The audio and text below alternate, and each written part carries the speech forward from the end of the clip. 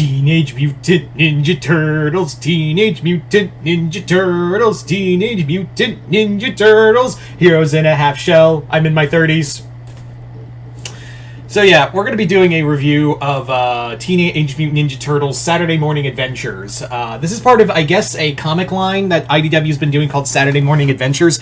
I know they did one, like, they did 2 books for Transformers and G.I. Joe right before they lost the rights. And now I think they just do this with Dungeons & Dragons and Ninja Turtles because they still have the comic rights to those. Yeah, so, this was another book sent to me by my friend Chris. Fucking chair, I swear to God. Every time I say, I'm gonna get a new chair, I never do. This is, like I said, was sent by my friend, the Mount Vernon Kid. Chris, thank you once again. And this was a surprise, because he didn't tell me this was in the independent comic haul he was sending me, which is still a work in progress, which is fine. He told me, like, why the haul is coming in so slow, and I understand.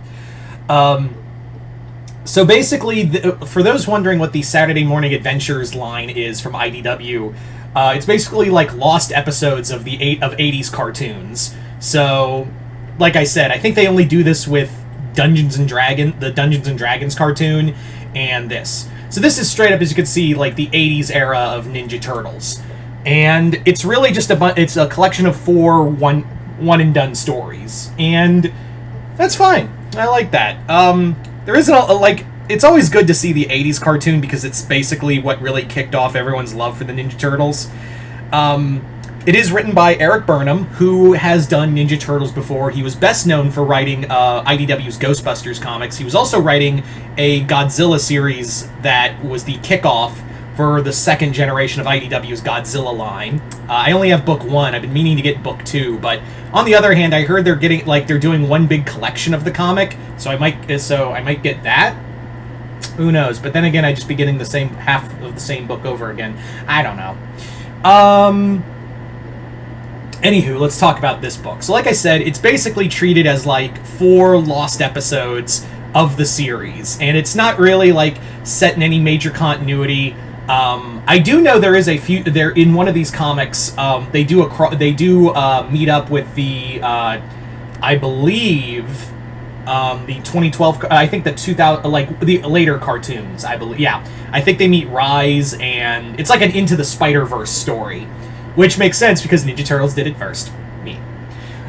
So let's get into into this series. So like I've been saying, it's 4 separate stories, and the first one, I gotta admit, is the weakest story. It's basically your typical virtual reality thing that goes haywire, and the Ninja Turtles have to fight their way out of it, going and making all these fun video game references. That's really it.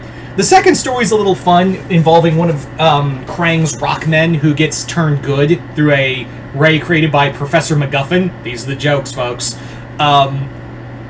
And he discovers the power of rap. Only in an 80s cartoon, folks.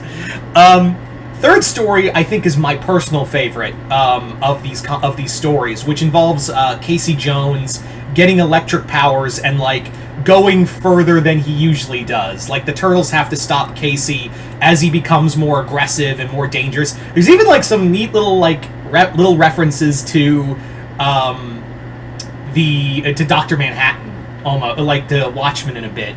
The fourth story is also pretty good too, where it involves the Turtles going on basically an homage to Fantastic Voyage, where Splinter gets infected by micro Mousers who are killing him from the inside out.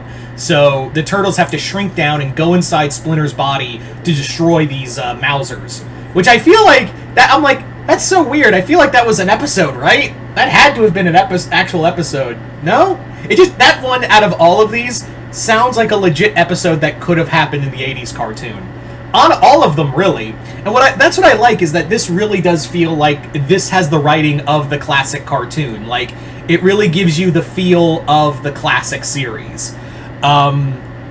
It has, like, the jokes are nice, too. This is what I love about, you see, this is what I've been saying about Ninja Turtles for the longest time. As much as kick-ass as The Last Ronin is, like, the Turtles property is so malleable. It's very much like Godzilla or Batman, where you can do all these fun things and they'd all make sense. Like, the Turtles, most of all, embody this whole thing of you can do a dark, gritty, story, but at the same time, you can also do fun and lighthearted, and nobody's gonna, like, complain about it. Nobody's sane, that is. People are, like, there are people who just won't get it, but, like, yeah. So, it's nice to have comics like these, while at the same time having, Last Ronin, too. God forbid you have any fun in your books. And this is someone who really loves the Last Ronin universe. But I think, like, the success of Last Ronin really kind of made, and especially with the movie, which I'm excited about, it really made people forget that, like, hey, the Turtles can be fun, too. So it's nice to have these books out as well. Do I recommend this? I'd say if you're a major fan of Ninja Turtles, or if you have, like, a kid or someone younger who wants to read comics, this is a nice little all-ages book, too, and it's not expensive either, shockingly. It's only $15. So you're not really you're not really, like, spending a fortune on these books, which I'm actually shocked. IDW, like, for a comic like this would go for $19.99, but whatever. Although that is the Canadian price, so what do I know?